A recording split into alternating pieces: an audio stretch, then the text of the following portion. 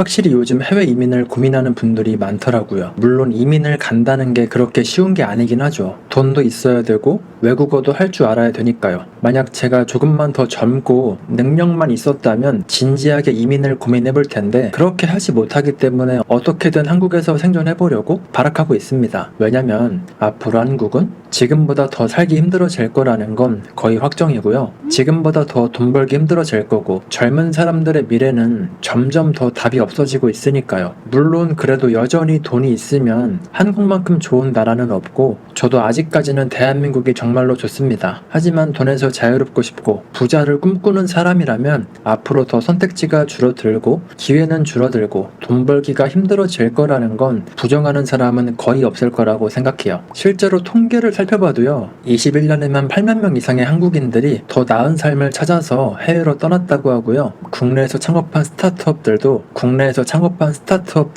규제와 투자 환경을 견디지 못하고 하나둘씩 짐을 싸서 해외로 나가고 있는데 해외로 본사를 옮긴 스타트업들이 2014년 32곳에서 2023년에는 186곳으로 6배나 늘어난 수치라고 합니다. 한국 탈출이 답이다. 이런 말이 이제는 농담이 아니라 현실인 거죠. 대체 한국 경제에 무슨 일이 벌어지고 있길래 탈한국을 하는 사람들과 기업들이 늘어나고 있을까요? 우선 근본적인 문제로는 대한민국 경제에 심상치 않은 경고등이 켜졌다는 게 문제인데요. 우리나라 경제의 기초 체력인 잠재 성장률이 2% 미만으로 추락했고 최근 몇 년간 기업들의 이익 증가율도 SK하이닉스를 제외하면 1.7%라고 하죠. 한마디로 한국 경제의 엔진이 점점 식어가고 있다는 뜻입니다. 그런데 문제는요. 이렇게 경제가 어려워지는 와중에도 정부의 정책 방향은 기업들의 활력과 우리나라 경제의 활력을 오히려 억누르는 쪽으로 가고 있다는 건데 정부와 국회에서 쏟아내는 각종 조치들이 기업들의 숨통을 조이고 투자 의욕을 꺾는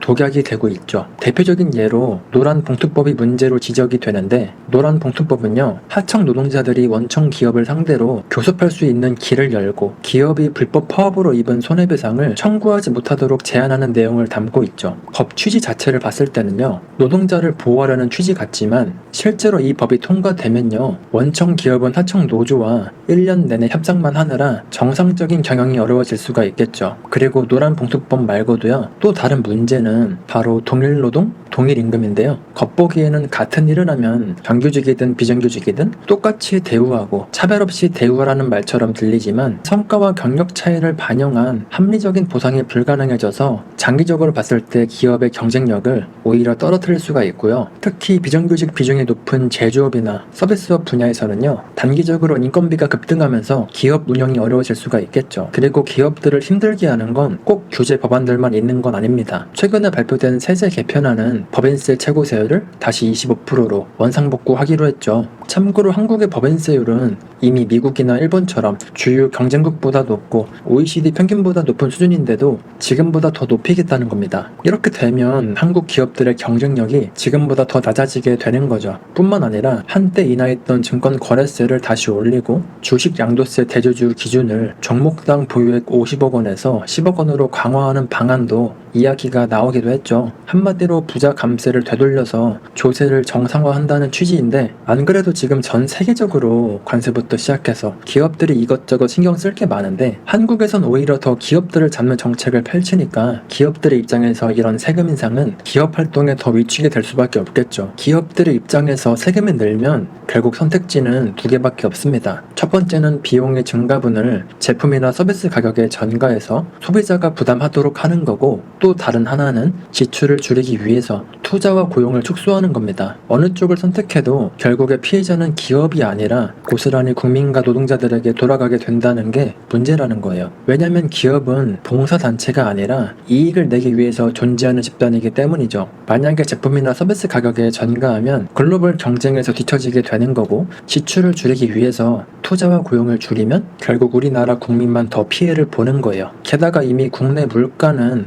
오를 대로 오르고 있고 청년들이 안정적인 일자리를 찾기는 하늘의 별 따기 수준인데 이런 상황에서 세금 부담까지 기업과 부자한테 주게 되면요, 당연히 그 충격은 평범한 국민 경제에 전달이 될 수밖에 없습니다. 경제 공부 조금만 해보면 알 수 있는 건데 무조건 부자는 나쁘고 기업들은 다 나쁘다고 1차원적으로 생각하는 사람들이 아직도 많더라고요. 몰라서 그런 건 이해라도 하겠는데 말을 해줘도 눈 가리고 귀 막고 무조건 비판하는 건 문제라고 생각합니다. 실제로 최근에 몇 년간 우리나라 기업들의 투자 환경은 점점 나락으로 빠지고 있었죠. 규제와 비용 부담이 가중되니까 기업들은 기회만 된다면 한국을 떠날 궁리부터 하고 있고 2017년에서 2021년 사이에 무려 12,000개가 넘는 기업들이 국내에서 사업을 접고 해외로 떠난 반면에 같은 기간 동안 국내로 돌아온 기업은 고작 52개에 불과했다고 하니까요. 다들 알고 계시겠지만 최저임금 급등으로 인건비 부담이 커지고 거기에다가 근로시간 단축 때문에 기업의 수익성이 악화되니까 신규 투자는 축소되고 청년 일자리 창출은 답이 없을 수밖에 없는데 실제로 데이터를 보면 한국 기업들이 얼마나 상황이 안 좋아지고 있는지를 명확하게 알 수가 있습니다. 스위스에서 매년 내놓는 국제 경쟁력 평가에서는요, 우리나라 기업 효율성이 44위로 생각보다 낮은 편에 속했는데요. 24년도에 비해서 엄청나게 순위가 떨어진 거니까 이제 여기에 노란 봉투법이나 주 4.5일제까지 시행이 되면 우리나라 기업 효율성은 엄청나게 떨어질 수밖에 없겠죠. 2021년도 기준으로 봐도요, 정부의 규제가 기업 활동에 얼마나 부담을 주는지 알 수가 있는데요. 세계 경제 포럼에 따르면요, 141개국 중에서 우리나라가 87위 수준으로 한국에서 기업을 운영하는 부담이 베트남이나 방글라데시보다도 훨씬 크다고 해요. 확실히 이런 통계들을 보면서 알 수가 있는 건 그만큼 기업들이 느끼는 국내 경영의 환경이 얼마나 답답한지 알 수가 있죠. 실제로 한국에서는 도저히 사업을 못 해먹겠다 라고 하면서 본사를 싱가포르나 미국으로 옮기는 스타트업 CEO들이 점점 늘어나는 추세고요. 그리고 기업하기 힘든 상황 말고도 한국 경제가 암담한 이유는 바로 인구구조 악화 문제죠. 2023년 기준으로 한국의 출산율은 0.72명으로 역대 최저치를 기록했던 적이 있었는데요. 최근에는 좀 반등했다고 하지만 그렇게 유의미한 숫자는 아니었습니다. 23년도 기준으로 신생아 수는 처음으로 23만 명대까지 떨어져서 앞으로 일할 청년 인구는 급감하고 부양해야 될 고령 인구는 급증하게 된다는 건 이제 초등학생도 다 아는 사실인데 기업과 부자들이 빠져나가면 그 부족한 세금들을 누가 채우겠어요. 바로 지금 태어나는 아기들은 물론이고 저 같은 2030 세대가 엄청난 부담을 질 수밖에 없습니다. 실제로 설문조사에서도요, 응답자의 83.5%가 앞으로 내 소득 중에서 세금이 차지하는 비중이 더 높아질 것이라고 전망을 했고 한국에서 가장 살기 힘든 연령대가 2030이라고 답하기도 했고요. 안 그래도 지금도 돈을 벌어도 국민연금에 건강보험, 세금까지 다 내고 나면 생각보다 빠져나가는 돈이 만만치가 않잖아요. 그런데 앞으로는 노인 부양을 위한 복지 지출이 기하급수적으로 늘어나게 되면 지금의 2030 세대들은 10년 뒤만 되더라도 지금 내는 세금보다 훨씬 많은 세금을 내는 건 당연한 사실이죠. 어쨌든 나라 경제가 전반적으로 힘들어지면요, 가장 먼저 고통받는 게 힘이 없고 돈이 없는 사람들이죠. 빈부격차는 갈수록 심해지고 있는데 돈이 없는 사람들을 먹여 살리려고 있는 사람들의 돈을 강제로 뺏으려고 하면 당연히 언제든지 떠날 수 있는 사람들은 미련 없이 그 나라를 버리고 떠나겠죠. 실제로 2030 청년 가구의 자산 현황 통계를 봐도요, 상위 20% 가구의 평균 자산이 약 9억 8천만 원대인 반면에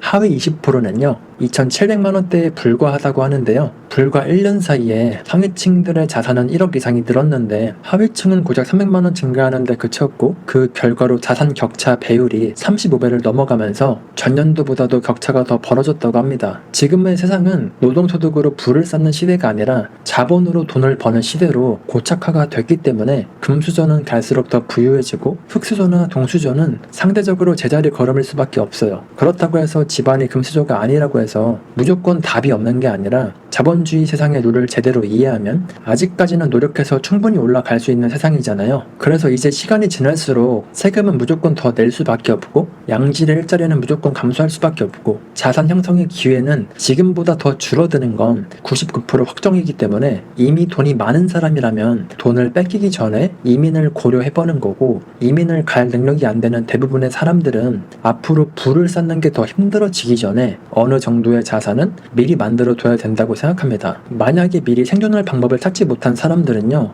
이제 나라가 주는 집에서 살아야 되고 나라가 주는 돈을 받으면서 살아야 돼요. 듣기에는 편해 보이고 다 좋은 것 같지만 다른 나라들의 사례를 보면 얼마나 숨막히는 건지 잘 알 수가 있습니다. 그래서 만약 저처럼 금수저 집안에서 태어나지 못한 젊은 사람들이라면 당장 편안한 것에 안주하지 말고 남들보다 더 빠르게 돈에 대해서 눈을 뜨고 정신을 차리고 살아야 된다는 거죠. 물론 말이 쉽지 행동으로 하는 건 진짜 어렵긴 한데요. 그렇다고 배가 침몰하고 있는데 가만히 바라보는 것보단 구명조끼라도 챙겨서 입어야 될 거 아니에요. 그래서 더 늦기 전에 최대한 빠르게 자기 자산을 마련해 놓지 못하면 앞으로 빈부격차는 더 심해져서 진짜 돈 때문에 비참하게 살아야 됩니다. 부모님한테 도움을 받을 수가 있으면 최대한 받는 게 좋고, 그게 안 된다면 투자, 쓰리잡을 해서라도 종잣돈을 빠르게 모은 다음에 공격적으로 투자를 하던가 해야죠. 이제는 부자가 되기 위해서 한다기보다는 진짜 살아남으려고 하는 게 더 맞는 표현인 것 같아요. 그리고 이미 어느 정도 돈이 있고 능력이 있는 사람들은 제가 아까도 말했듯이 이민을 고려해보는 건데, 통계를 살펴봐도요, 이미 많은 분들이 해외로 떠나고 있죠. 이민을 가려면 생각보다 돈이 엄청나게 필요하고, 그리고 가서 뭐 해먹고 살지도 생각해 봐야 되고, 외국어도 할 줄 알아야 되기 때문에 어느 정도 능력이 된다 싶으면 미리 준비해두는 게 좋다고 생각합니다. 이민 관련해서도 제가 영상 만들어 둔 거 있으니까 한번 참고해보셔도 좋을 것 같고, 돈은 그래도 대략 몇십억은 있어야 된다고 보시면 될 것 같아요. 이민 비자만 받는다고 끝이 아니라 일을 못 구할 경우에도 일단 먹고 살아야 되니까요. 그리고 이민을 가지 못하는 사람들은 미리 자산을 구축하는 거 말고도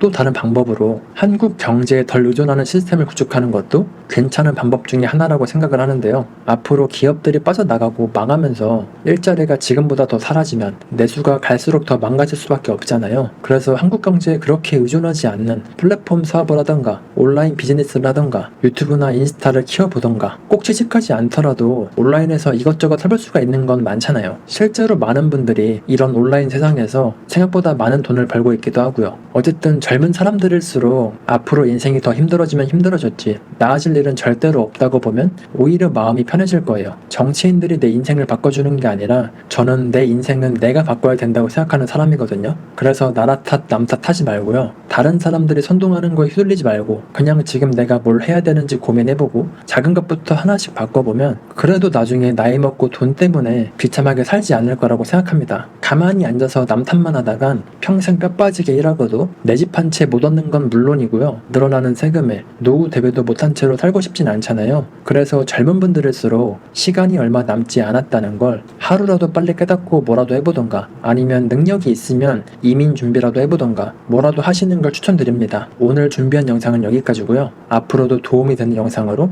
찾아뵙도록 할게요. 영상이 도움이 되셨다면 구독과 좋아요, 댓글까지 부탁을 드리고요. 시청해주셔서 감사합니다. 좋은 하루 보내세요.